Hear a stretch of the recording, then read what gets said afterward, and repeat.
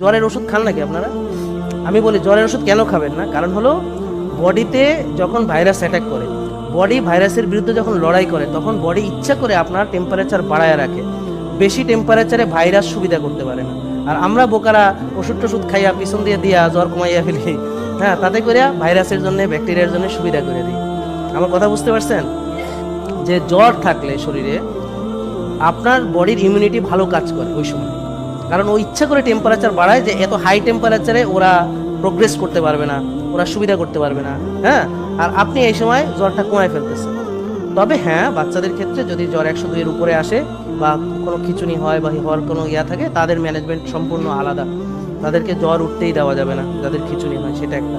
আরেকটা হলো যদি জ্বর অনেক বেশি চলে আসে, কাঁপুনি আসে এবং 103 হয়ে যায়, তখন আপনাকে করতে হবে, কিন্তু ওষুধই খেতে হবে না।